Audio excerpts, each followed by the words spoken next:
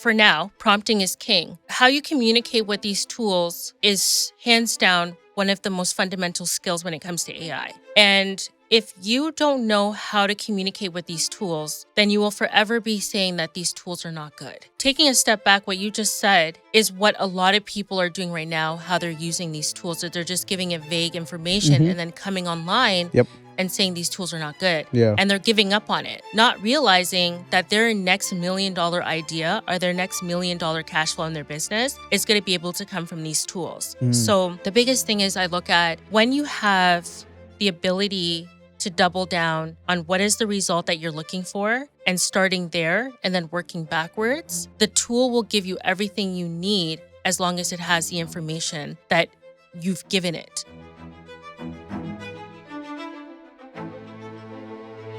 Ladies and gentlemen, this is the Marvin Francois Show, your number one source for all things business, finance, and investing. And today is a very special day because our guest today is an entrepreneur, founder, educator, public speaker, and AI business strategist extraordinaire. She's the founder of Future IQ and AIM Academy, platforms built to help business owners and leaders scale smarter by installing AI systems that actually drive revenue and not just productivity.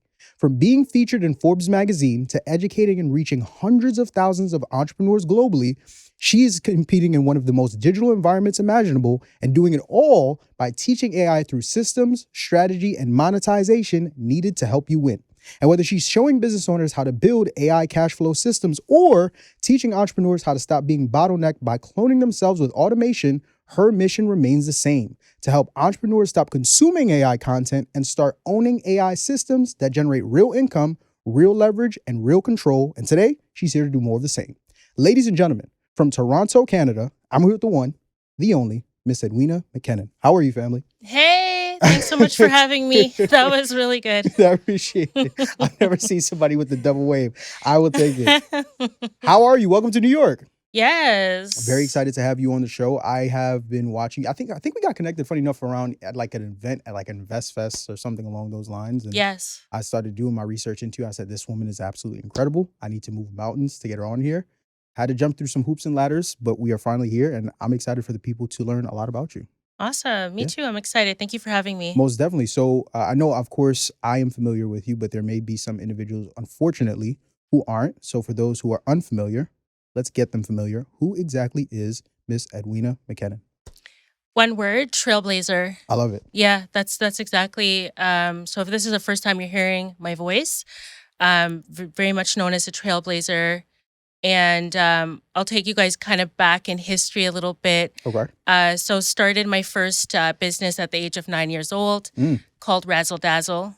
And just even getting to that point of wanting to start my own business, I was truly inspired by being in one of those convenience stores. I don't want to age myself, but this goes way back. I don't know if you ever experienced this, being in a convenience store where you're seeing kids buy those little candies for 25 cents. Yep. And I remember standing there in that moment, age 9, not having a quarter to be able to buy those little candy rings that all the kids were buying. So that kind of illuminated my mindset right away on the movement of money and how important it was. It could get you the things that you need and also want. So started having a burning desire at the age of 9 years old to not just think about money in a box, but take it a step further, success. So have a longevity of starting businesses from a very young age. And then from there, just learning about and being obsessed with business. So from there, that started my path in doing things that a lot of people my age weren't doing, and just thinking about what was actually happening in the society and economics, and then thinking about how could I position myself to be able to be successful. So one word: trailblazer. I do a lot of things, even with AI, trailblazing the space, especially for people of color right now. So yeah, that's kind of me in a nutshell. Let's unpack that a little bit more. Did you come from a family where entrepreneurship was exposed to you in any way, whether you had like a mom or a dad that had businesses of their own, or did you come more so from a traditional background where you were pretty much the only one that was into entrepreneurship and everyone else either had some type of a career or a 9-to-5? Definitely came from a background of entrepreneurship. A direct source to it was my father, my dad. Mm-hmm. He was an entrepreneur. He believed in not working for anyone. Mm. And that mindset kind of seeped through my whole family.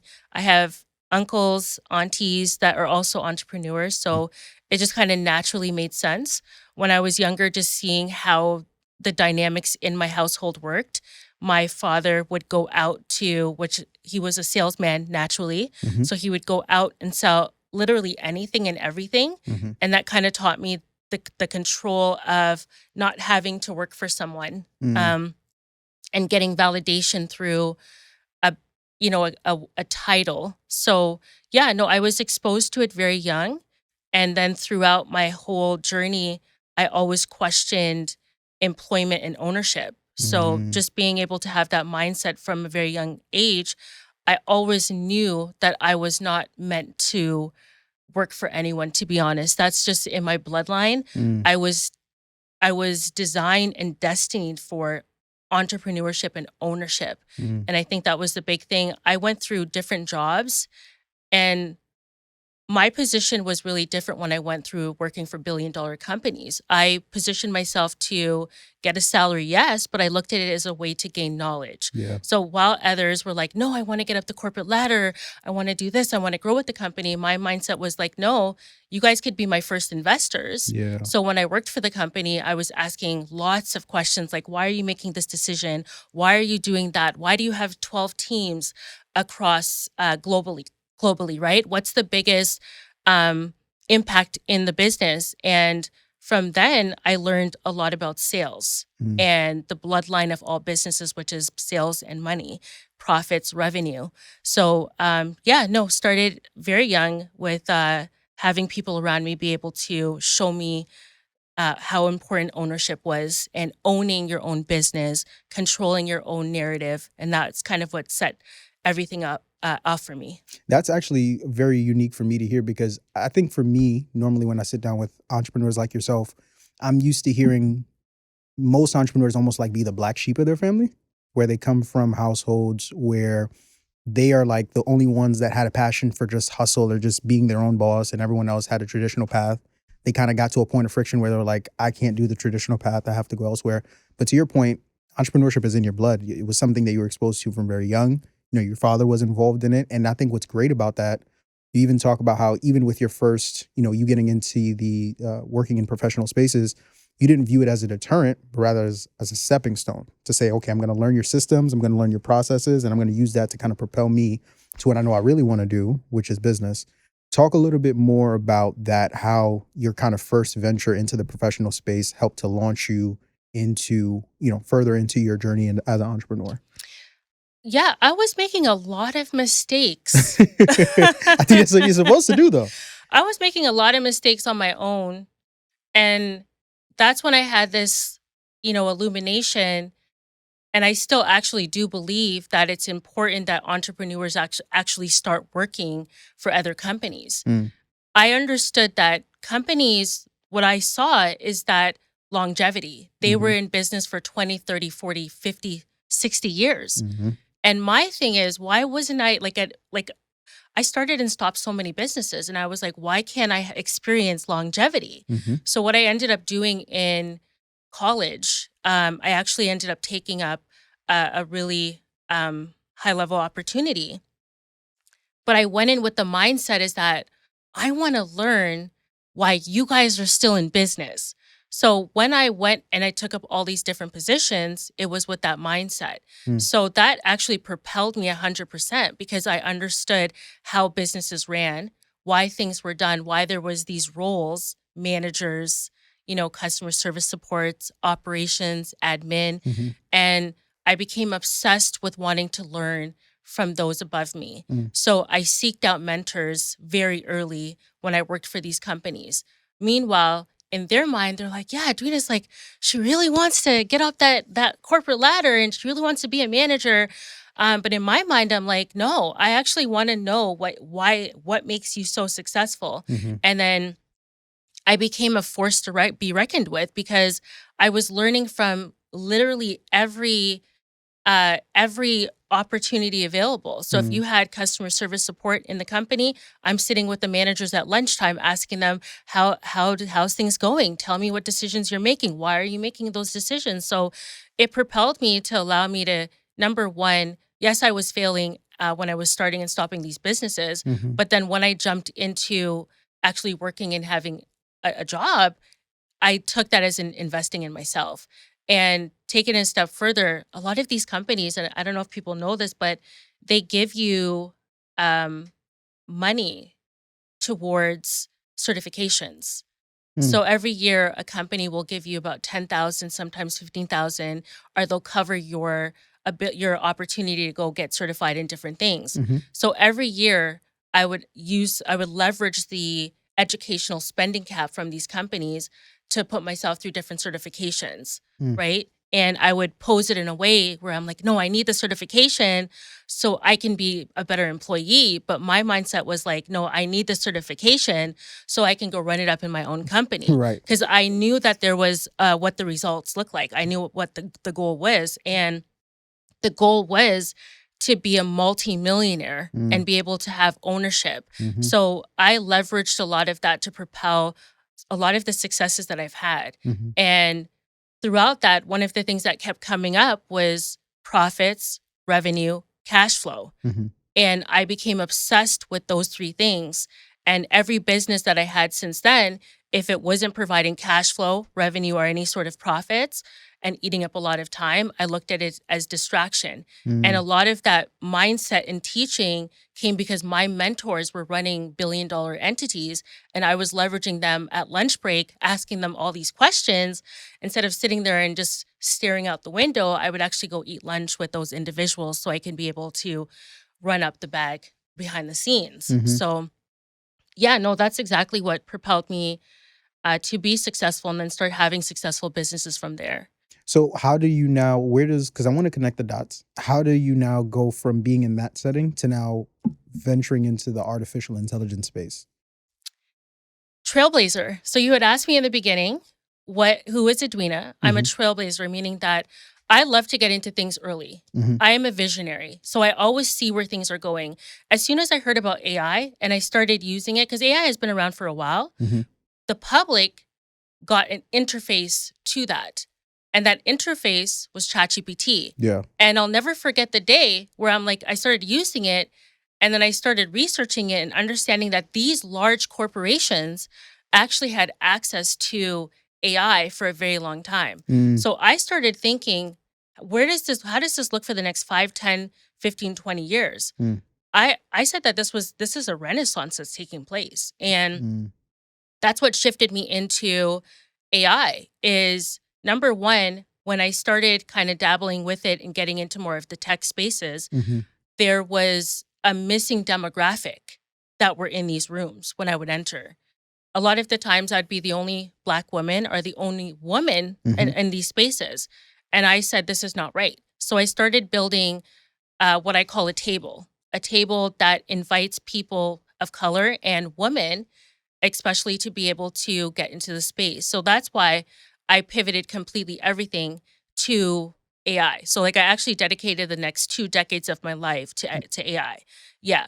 I completely stopped everything what I was doing. And I said, this is going to be where I lay my next roots. This is where I'm going to expand and harvest my next season. With all the time that you invested into it, especially in because like you said, for most people, we kind of just look at ChatGPT like, oh, this has just gotten here. But to your point, you were in rooms where you were hearing these conversations far before a lot of people are hearing it now. Was there a moment along that 2-decade span where you realized through you going through these rooms that you being in this space finally started to click and you were figuring it out and you started to hit your stride? Yes, absolutely. I think one of the biggest things, and I always like to drop this, but the first day that I found out about ChatGPT was through a family chat.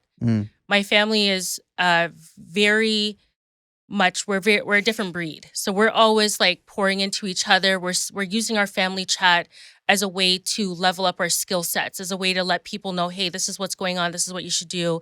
And my sister Ray, one day, she had dropped in ChatGPT into the chat after going through and learning what ChatGPT really is, I was like, yeah, this is definitely going to be a game changer. The very first moment I knew that I need to definitely dedicate the next 10 years of my life to AI. That's what tipped it completely. And I knew that representation was huge for me. So when I started looking to my left and I started looking to my right and not seeing anybody that actually looked like me in these spaces, that's where I said, no, there's a huge problem here. So I became very obsessed, almost delusional towards AI. And everything I did, eat, sleep, breathe, became circulated all around AI. So let's kind of go to the grassroots, ground level stage for leaders and entrepreneurs and even professionals that may be watching this episode that are where you were when you were first getting into the space. But we're here today in 2026. If I'm a business owner that comes to you and I know absolutely nothing about leveraging artificial intelligence in my business, what would you say is the first step that I would need to take to get started and just getting my feet wet in the space? Right now, entrepreneurs are looking at AI backwards. They're starting with tools, AI tools first, before actually starting with a result or a goal. So if you're starting off trying to figure out how to start, you got to start off with, okay, what is the result that you're seeking? What is the goal that you want to, what is the bottleneck in your business that you need to fix? And from there, it becomes obvious where to start. Because right now, a lot of entrepreneurs are overwhelmed with all these different tools. And the average entrepreneur has about 45 subscriptions right now. Right? And that's being conservative. Yeah, and that's being conservative. Yeah. And this is why people are overwhelmed, is because you're chasing AI tools instead of actually looking at the problem that you need to solve within your business. That is the biggest thing. So if I was to start somewhere, I would start with what is the problem that I'm trying to solve? What is the bottleneck in my business that I need to fix immediately? And then the tools will naturally make sense, right? So if you see a tool online that's saying you can do this, instead of you looking at that tool, you're like, no, I need to focus on this particular task, this particular bottleneck. And that's where I would actually start, is right there, focusing on what in your business is not doing well or what in your business is doing well, and how could you leverage AI to multiply it. What are some of the most common problems, whether it's for yourself or even with other business owners that you work with, that you see that they typically run into, that they're able to kind of see, okay, these are typically the 2 or 3 things that most business owners are struggling with that they're able to start implementing AI into immediately, from your experience? The biggest thing is the entrepreneur feeling like they have to be involved in every aspect of their business. Yeah. I don't know. Is Walter? Yeah. Zoom right in here. There you go. Put the camera on, Walter. The biggest thing is entrepreneurs connect themselves to every piece of the business. So this is the biggest issue right now. And it comes from this like hustle mindset where if you're not doing this all the time, then you're actually not working hard enough. So that's the biggest thing right now, is that systems can't grow in businesses right now because the entrepreneur is the system. Right? Yeah. So that's the biggest thing right now. Forget about the tools. Forget about the features of the tools and all this magic land that's happening in AI. Right now, AI can't dwell in chaos. AI multiplies things. And if things are unclear, AI will multiply things that are unclear. And if things are super clear, AI will multiply things that are clear. So the biggest problem right now that I see, especially when I'm consulting businesses right now, oh, I need to be in this. I need to do that. I need to do that. A system is a repeatable flow of things that happen without the founder having to be there for the result to actually take place.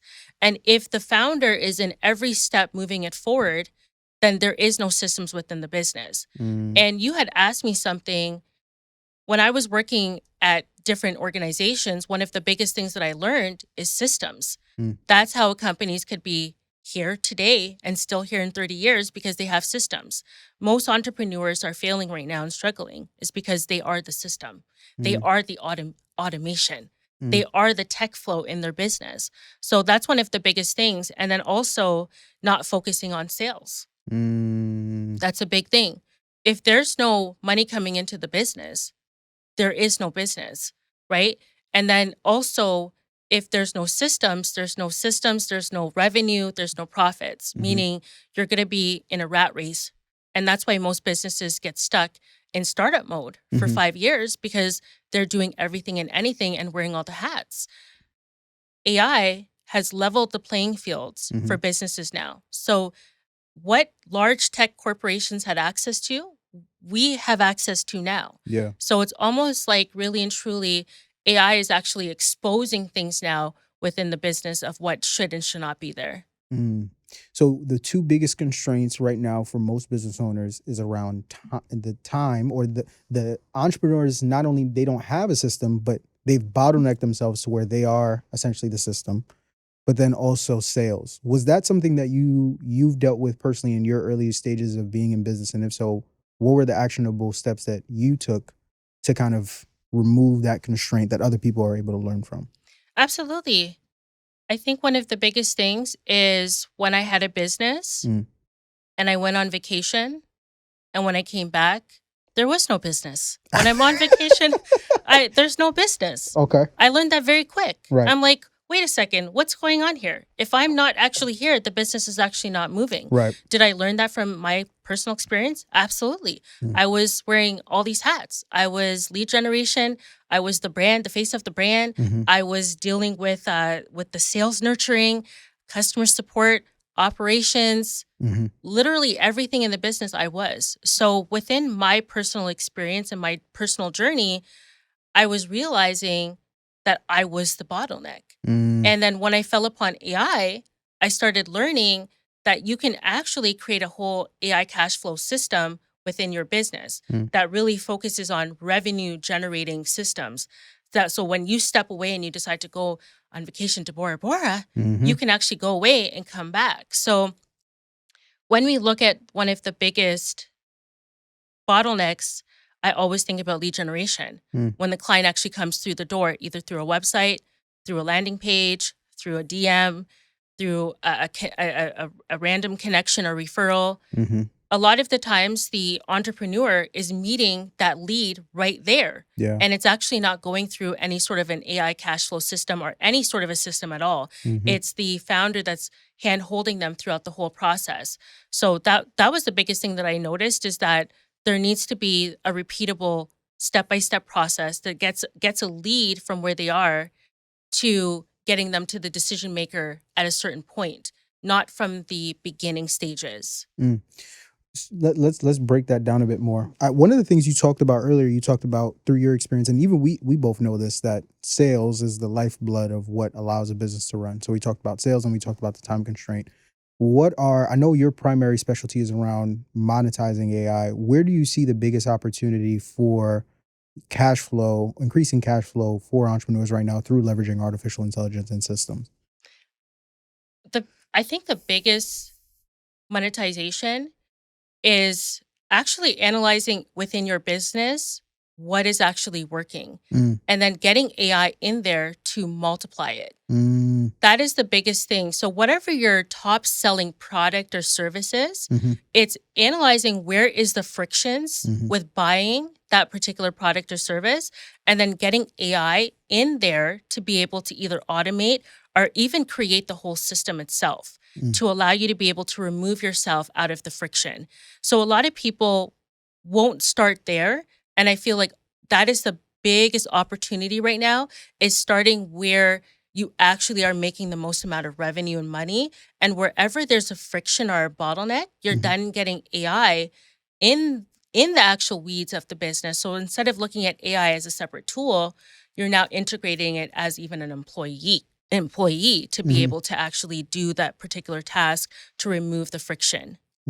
I've heard people mention that, but I've seen, so for example, I've heard reports come out where they've said, like, at some point in time, because you talk about leveraging artificial intelligence as an employee, There have been reports that came out that said at some point in time there will be $1 billion company where like it's ran by one man, and essentially every other nook and cranny of the business is 100% artificial intelligence. How I don't know how far removed we are from that now, but what does that process look like if we want to be able? You talked about finding something that's already working in our business and essentially integrating artificial intelligence into it to kind of take it to another level. What does that look like right now? Yeah, I think it's understanding that AI is replacing task, not human. Okay. Yeah, I don't think we're at a point yet where AI could replace a whole human right now. I look at it as task. So something like a mundane task that's being done over and over and over again. Example is customer support. If you look at customer support, that particular task that doesn't really take much brain genius, to be honest, could be actually replaced, that task, by AI. But I don't think we're at a point yet where a whole role could actually be replaced by AI. So I first would take a step back to look at the role that you're trying to replace and seeing where we are right now with AI, and then taking that AI and replacing it with that particular task. How difficult would you say it is for us to start implementing or leveraging artificial intelligence in our business? Because I think for some people, they still look at it as like, this is an entirely different language that I'm learning here. To where they don't even want to touch it. Like there are certain individuals that still haven't put their hands on tools like I think it's called like a Perplexity or a ChatGPT or any of these other ones. How difficult is it for individuals to start implementing it into their business today using a lot of the things that we're talking about now? It's very easy, to be honest. Okay. Yeah, a lot of these tools is very easy to use. I think it comes down to a little bit of the mindset though. Okay. Right? Because when you think about tech, you think about, okay, I can't figure this out, and you start putting it as a tech thing. But right now, it's actually very easy to use. All you have to do is think about the role that you need help with instead of the actual particular problem that you're particularly solving. I would look at the role itself that you need to fix, and then you take that particular tool and support it. So instead of looking at tools, I work in category. Okay. So I would look at what is the first thing that you need support in. The biggest thing I see entrepreneurs that need support in is just general intelligence, being able to think faster, make decisions, Yeah. writing, strategizing, brainstorming, problem solving. I would look at first that category and then pinpoint it to a particular tool to be able to fix that problem. Interesting. So let's say, if I wanted to use an example, let's say my biggest issue that I had in my business is that I'm terrible when it comes to just anything customer service. Like, do not have me have to check on my clients if they paid me to do something. Don't have me check on their where they are in the customer journey experience or anything. I just want to focus on making content and selling my stuff. All the back end things, I don't want to handle it. And I realized that is the biggest thing that's holding my business back because my customer service in my business is just terrible. How can I now reverse engineer that to potentially find systems around artificial intelligence that I can implement? Absolutely. So I wouldn't chase many tools. I'd just get and master one tool. Okay. So as an example, if you don't want to deal with the back end, I would just actually train one tool on your whole entire business. You can actually upload different documents to these tools where it has a solid knowledge base on what exactly you're doing. So I would actually start there. Is you don't need to get into an overwhelm of AI tools. You just focus on one tool. So if you need something that's going to help you on the back end, to be honest, hands down, there's so much different tools that you can choose from. I personally don't like to focus on the brand name of tools because every time you look around, these tools are changing on a daily basis. So I would more focus on building out a system. So that system doesn't even matter what tool you're using in that system, as long as it's there, because these AI tools are changing on honestly a weekly basis. So I would make sure that I have a solid system, and then you would take that system and then master that one AI tool, whether it's ChatGPT, whether it's Perplexity, whether it's Manus.im. I think it's understanding too, like what these actual tools are good for, and then sticking it within those particular systems that you create. talk to me a bit about prompting, because I watch a lot of your content, and just even from my experience in leveraging artificial intelligence, regardless of the tool or the system, it seems like that's like the make or break that allows for us to get the most out of artificial intelligence. What is the approach that we can take when it comes to how we're communicating with some of these different AI platforms that are available to us so that we're able to get the most out of them to assist us with fixing certain things in our business? Understanding that you're talking to a machine. That's the first step. Okay. As much as it sounds like you're talking to a friend or an acquaintance, there are rules on how you communicate with these tools. Mm-hmm. One of the most amount of money I've spent in my whole career with certifications around AI is prompting with reason. Because I understood really early that there is a way that you have to communicate with these tools to get the best result. So one of the biggest mistakes that I see is there's a couple of things. The first one is, for every platform that you use, there's actually an academy that they offer you for free. I didn't know that. Okay. Yeah. Because most people are just throwing themselves at these tools and hoping for the best. Right? That's me. So if we look at like google.com, Mm-hmm. we didn't really get a manual on how to use google.com. We just jumped in. We're like, got a question? Yeah. Put it in. Yep. We get these blue links. We go through it, and we hope we find the answer that we need. Mm-hmm. With like ChatGPT, Perplexity, all these tools, they actually have a whole resource center that teaches you how to prompt to get the right and best response for their particular tool. Mm-hmm. And a lot of people will overstep that main part right there of learning. There's a learning curve to it. And a lot of people are just jumping in and just like saying, okay, let me just figure this out on my own.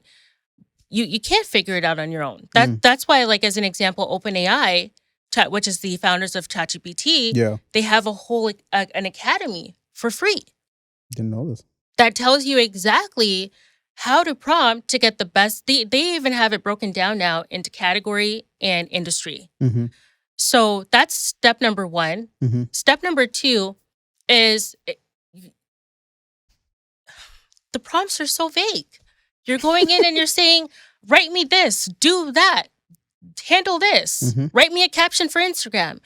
It's missing context and constraints. Yeah. It's missing information. So it's almost like I'll use this analogy. It's like you're in a relationship and you're telling somebody you want something done, but you're missing the key parts of what you need done. The person is going to get super confused, and then they're going to start assuming what you need. And then all of a sudden you're frustrated because the person's not listening. It's the same balance that goes into prompting and communicating with these tools. Something that I highly recommend is spending at least 3 hours.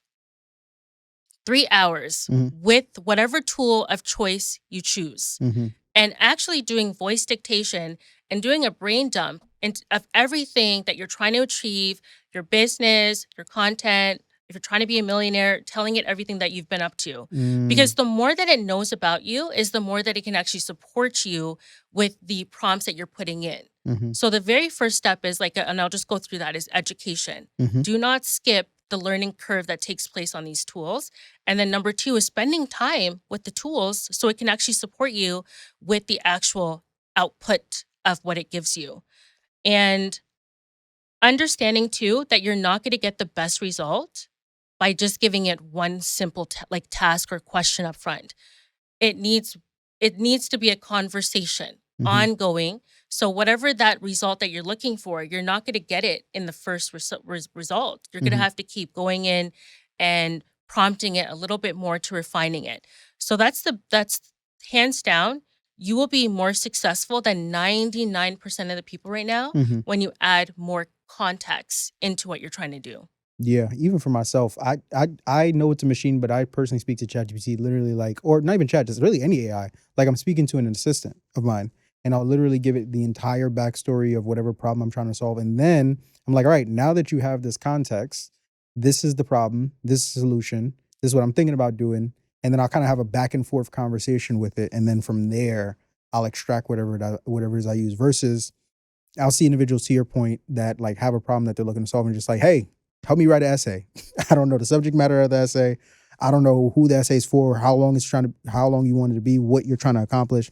So to your point, in turn, you get a very generalized answer because you're giving very generalized prompts. So I think it's safe to say that prompting, when done correctly, can very much so make or break the experience that we have with leveraging artificial intelligence in our business. Prompting is king. And for now, prompting is king. Okay.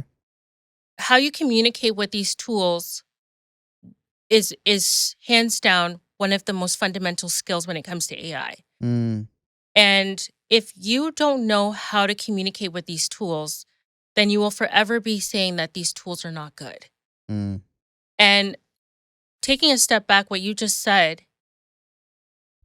is what a lot of people are doing right now, how they're using these tools, that they're just giving it vague information and then coming online and saying these tools are not good. Yeah. And they're giving up on it, not realizing that their next $1 million idea or their next $1 million cash flow in their business is going to be able to come from these tools. So the biggest thing is I look at is when you have the ability to double down on what is the result that you're looking for and starting there and then working backwards, the tool will give you everything you need as long as it has the information that you've given it. But if you come into an open chat and you said, hey, write me a caption and do good and be good, like this is what people are saying to it.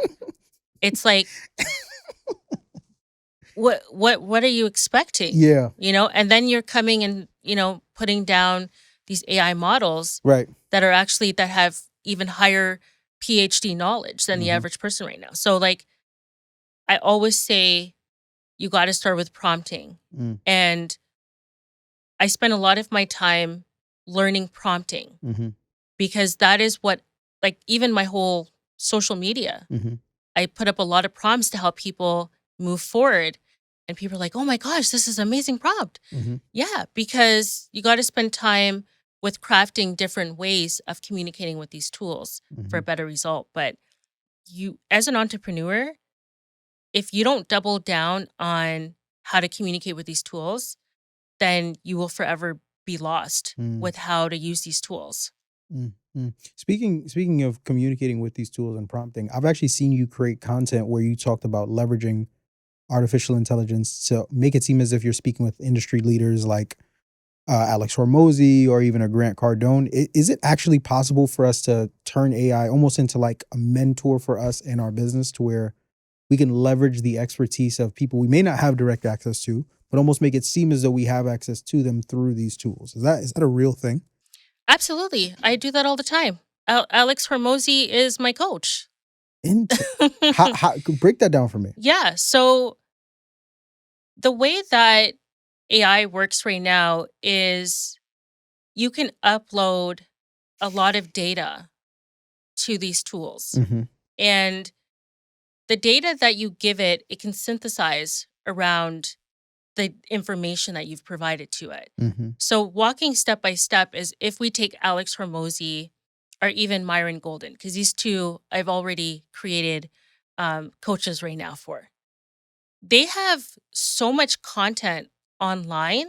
It's insane. Right. So the trick is that you go through all of their content and you grab the ones that really resonate with you and you really want to either have access to on the go. So you take all of their content, upload it to a document, and you would organize the document, and you take that document and you can upload it to a couple of tools. We'll use ChatGPT as an example. So you can create something called a custom GPT, and all of that information that you have on those individuals, you can literally upload it.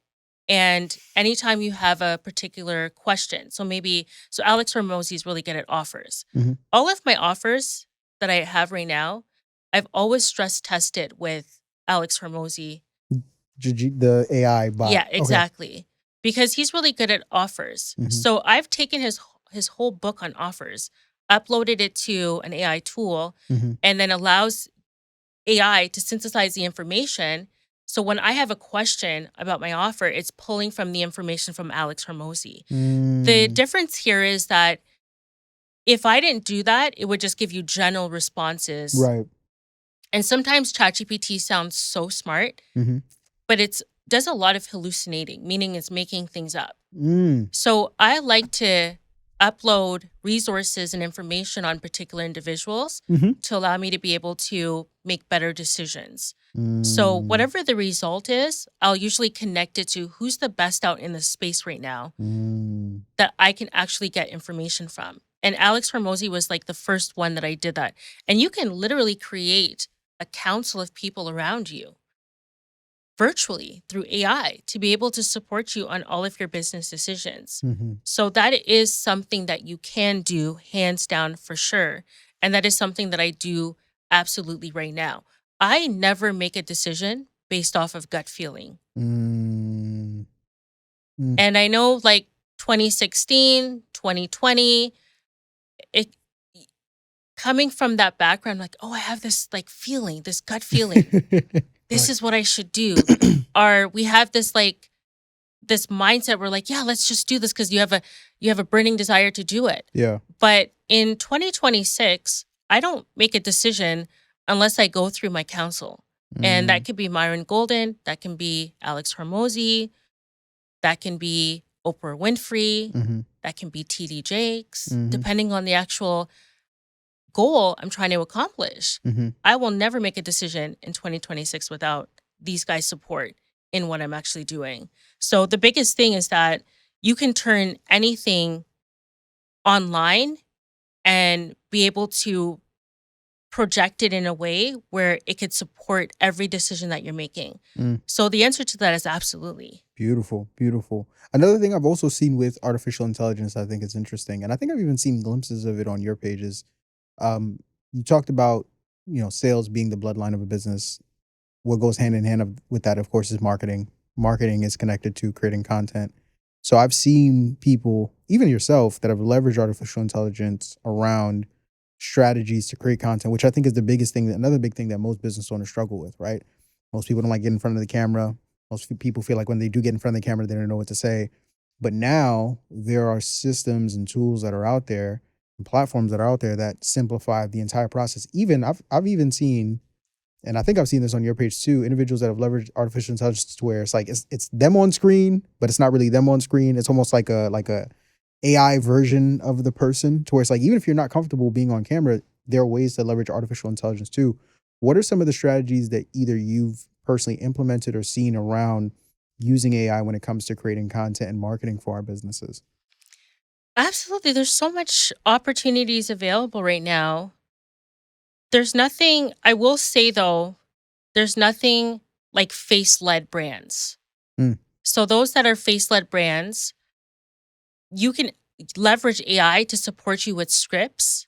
And you could, I don't know if anybody realizes this, but I'll give your audience a gem. But you could actually use a tool called Whisper AI Mm-hmm. to record all of the audio from videos that are going viral or trending. Mm-hmm. And you take all of the audio and that turns it in and transcribes it into text. And you upload all of the text. So you can go through, like, let's say you have somebody that has 1 million followers and every video they do, bang, it goes viral. Mm-hmm. I will take all of their scripts Mm-hmm. through an app called Whisper AI Mm-hmm. and I'll get it to transcribe it into text. Most creators and business owners will just copy, right? That's what's happening, right? They'll just copy what the person's saying, but tweak a few words. For me personally, because I deal with systems, I will upload everything to Claude.ai and Mm-hmm. ask it, what is the framework behind why this is going viral every time the person uploads it? And it will literally break down the hook, the Mm-hmm. strategy, the voice tone, because I go through whisper.ai. So it listens to the voice tone. Mm-hmm. And then it will now take that content and what it's been able to synthesize and give it to me, but for my particular direction or flow. So Mm. right now, we have access to one of the greatest opportunities of, I say, of a lifetime, is because we could become the greatest in our industry by actually pulling from the greatest already that's doing Yeah. well. So you're not creating content every single time. You're now creating a system around it in a framework where every time you go to solve a problem in your industry, it's now pulling from the framework from somebody else that's gone viral. I think it's phenomenal because instead of you copying somebody word for word, you're now just taking the strategy behind what did they say there? Why did that hook go off?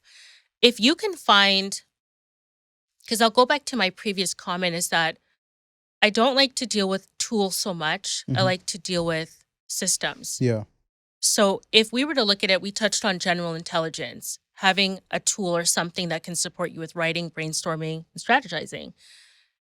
When I think about the second one, or actually even the third one, you need to find something that takes idea and shifts it immediately to content or to creation. And that is like taking, like the example I just gave you, and taking that script, but then you're not just using it as a script. You can now create a whole presentation around it through different tools. Right. You can now create an intake form for your client based off of these particular philosophies that you have, even in that script. So there's so much ways and loopholes that you can create these like micro systems around what you do that it actually doesn't really matter sometimes about the tools, because the brand names of the tools is one thing, but when you create a system, the actual tools become so obvious of which tools you need to go and find versus just going after every tool. But content creation became very easy for me when I started working in that framework, analyzing, okay, why did that go? Why was that so successful? When that person said that, why did it hit the way it did? Or even taking it further, like in my business, looking at a system for how do we onboard clients? What is the smoothest way that we can do that with removing the friction? So you can leverage AI in an array of areas, but working in a system of like general intelligence. And then the third one for me would be the content creation. Because right now there's so much tools out here that can speed up idea to content. Right. The second one for me would be research, being able to take a lot of information and give you insights on your competitors, on the market trends within your industry, and provide you with insights that you probably would have missed if you didn't have access to all that information before. So those are the three things that I would focus on. And when you talk about content, it becomes so easy. I do want to talk about faceless. Let's do it. Because faceless is becoming very popular. Crazy. Yeah. Very, very popular. AI twins is popping off more than actually human brands right now. Yep. And I have I'm mixed on the messages right now, but right now, if you're like an introvert, you could recreate yourself, a digital twin. And to be honest, in 2026, if you don't have a digital twin, you're actually already behind. Absolutely. Already behind. We're going to get to probably in the next year, I'd say 6 months to a year, where humans are going to be pitched to create an AI twin very quick. And actually, if you go right now on your Instagram or YouTube, you're going to start seeing all these like AI twins popping up. There's pros and cons. So the pro is that it allows you to 10x yourself. You can be laying in bed. I'll talk to the ladies. You can have no makeup on, laying in bed, not feeling yourself, but you can put out two YouTube videos or 2 Instagram reels, and you can clone yourself, and you're not even there. You're not even talking, and it looks so much like you. Right. So right now, we're telling people to optimize themselves. But the con to that is that we're going to now see a lot of AI generated content. And that's going to be pushed completely for the next couple of years. But as a business owner, to be honest, when I talk to a lot of business owners, that's one of the downfalls, is that they don't want to film. They're too busy actually working in the business that they don't have the time to actually work on the business. And if we think about content is actually working on the business, because the more brand and visibility that you have for your business, it's and Just knowing that, then you could leverage AI twins, AI clones to supersonic yourself online and create more visibility and brand awareness. Powerful, powerful, powerful. The two key words we've talked a lot about in this episode so far is tools and systems.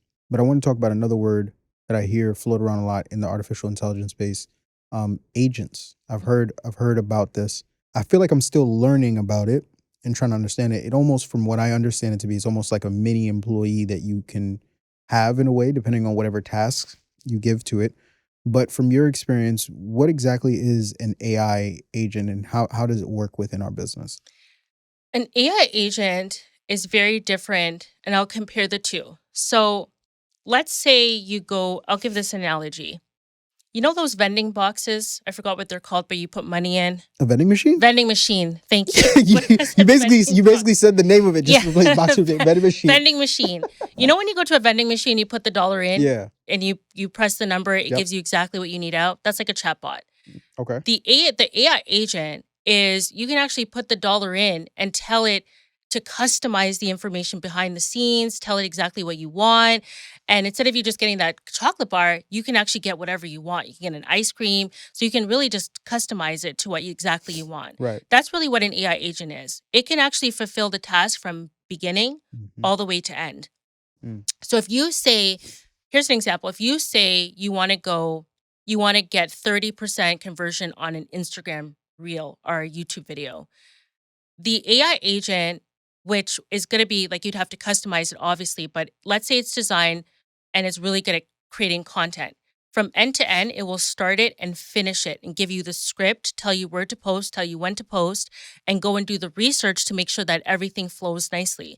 That's really what an AI agent is. It allows you to be able to take any task and have it completed from beginning to end.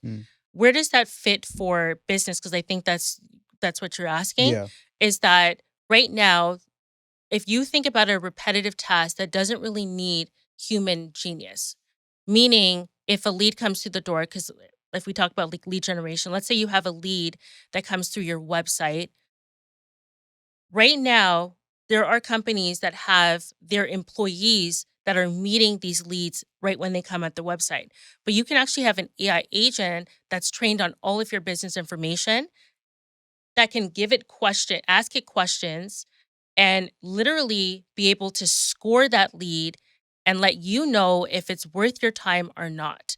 Can an agent actually replace human roles right now? I mean, there's so much tools that are trying its hardest, but no, what it's doing is replacing task. And if there's a particular task that you need to get replaced, then yeah, you can build an agent that can literally complete this task for you. So as an example, I'll bring it back to the lead generation. You can have that agent that can do it from beginning. Technically, you take it all the way out to when a salesperson needs to get involved. In 2026, we're going to see agents swarm the workforce and businesses like a military. Once we start understanding how AI agents work, you're going to be able to start using it within your business way more, right? I'll give you an example. Last year, I had 4 virtual assistants. This year, I only have 1. And the reason why is because I understood that an AI agent can now do the jobs that those 4 or those 3 virtual assistants were doing now faster, with less emotion, and more efficient. So an AI agent, can it replace particular jobs and humans? Not necessarily, but it can replace tasks. And what you could do is then reposition the human to where it actually belongs, not in the weeds of doing things that don't really need their expertise or their actual genius. Something that's very mundane and repetitive. Do you think that it'll ever get to a point for most business owners where there's an over leveraging of artificial intelligence to where we've actually overdone it to where we tried to make things more efficient, but in actuality, we've almost created like, I don't know if I'll call it a house of cards, but just more than we need to when it comes to putting too many systems or too many tools in place to help systematize our business? Or do you think that with the right strategy, that's not possible? With the right strategy, that's not possible, but that's actually not what's taking place right now. A lot of entrepreneurs are having this shiny tool syndrome. A shiny tool syndrome. I like it. Okay. Business owners are not asking me about the results, the goals, or any of that now, or the outcomes. They're asking me, what tool is that? That has been a consistent thing and that I've heard in the last couple of years. So can you get to a point where you're using way too much AI tools? Absolutely. Mm-hmm. Especially if you don't have a strategy around it, Mm-hmm. right? So the biggest thing is, like, I'll give you an example. Let's do it. There was a lady that I was coaching last year. She brought me into the business to have a look what was going on. When I sat down and spoke with her, she said she's overwhelmed. So I said, okay, what's going on? Tell me why you're overwhelmed.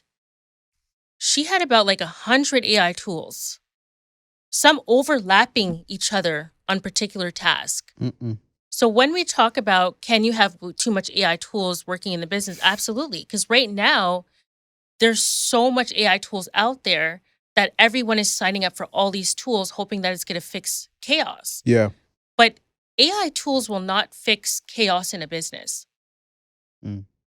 Right? So you really have to be careful with how much tools you're bringing in. I personally think you focus on one tool, you master that one tool, you have that one tool learn everything about you and your business, and that's it. You don't need a whole lot of an array of tools to be able to create success. You focus on one bottleneck, one friction at one time, and then you start getting into different things. But yeah, there's right now, that's really what's happening right now is people are overwhelmed with so much different tools and they're signing up to all these tools hoping that it's going to fix these problems. But sometimes AI doesn't fix these problems. Sometimes it's just adding to it. Yeah. So you got to look at the root cause of what's actually happening, the friction, where is it coming from? And then leveraging just one particular tool. Where do you see the future of artificial intelligence headed within the next 3 to 5 to 7 years? That's an interesting question because I don't even think a true AI expert can answer that right now. That's how fast we're moving, I mean. Wow. For somebody to say in the next 5 years, I see AI here, then they may not know what's going on with AI. Because right now, there's an AI war that's taking place. Yes. Okay, I'll elaborate. We have China and the US and different areas that are just creating the best AI tools and competing with each other. Yeah. Right? And the biggest thing right now is because they're competing with each other, all these updates are taking place supersonic. And I'll give you an example. ChatGPT 5.0 just came out in November. Now we're at 5.2 within a span of like 4 to 6 weeks. Yeah. So they cranking them out. The updates that are taking place is not even giving the public time to digest these updates. Yeah. You're just walking into, like, you're waking up on a Sunday and you're like, oh, wow, ChatGPT or this tool just did an update. Now I have to learn again. So that's why I mean with the AI war that's taking place is that there's countries and nations that are trying to be the best out. So they're competing, which means that every time they're competing, these tools are just getting way more advanced, and the public has no time to actually catch up. Most people haven't even actually used ChatGPT to the ability that it needs to be used at. So where do I see AI in the next 5 years?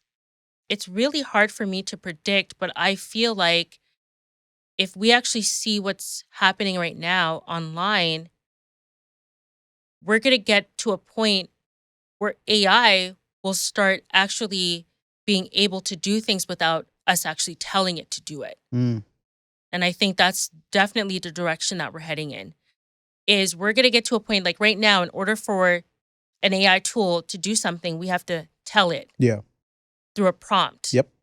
I believe like in 5 years, we're going to get to a point where the AI tool or these tools that we have access to is actually going to be telling us what to do. Right? And doing things without the need of us to prompt it, right, to do something. I truly believe that's where we're heading. Which is scary. And robotics is another thing that I feel like is going to AI and robotics kind of intertwined, where we're going to start to see more robots in the home. But what's powering those robots is AI, Yeah. right? So I feel like that's where we're going to get to for sure. But right now, like even when I go to AI conferences and we're asking these AI experts these questions, a lot of them can't answer these questions right now because that's how fast AI is moving, that it's very hard to predict the future. So if we think about that, if you're actually not using AI right now, and what I just said, maybe it comes to pass, maybe it doesn't, then you are very much outdated. Right. It's almost like you're walking into 2026 asking for a fax machine, right? That's how you're going to feel a couple of years from now if you're not actually learning and doubling down on how to use these tools. Right. Yeah, for sure. This is really, really good. This conversation is even for me, I'm learning so much when it comes to just the difference of approach with artificial intelligence. I'm curious for you, given the years of experience that you have in the space and the lives you've been able to impact. We were talking about it off camera, how you've impacted individuals, not just on a national level with what you're teaching, but on a global level. What would you say at this point in your journey is your North Star? What are you ultimately working towards and looking to establish your legacy as in this space? I always ask myself a question every year is what I'm doing, will it outlive me? So that's my North Star right there. I always have to think about if what I'm doing, is it going to outlive me? And if yes, then that's legacy. So that's my North Star. A lot of people don't think about the legacy that they're leaving. And for me, every day that I wake up, I realize every single day I wake up, every decision that I make, every person that I connect with about AI education, that is legacy building. Yeah. So that is my North Star, is legacy. Making sure that what I'm doing today is going to outlive me for many, many, many, many years.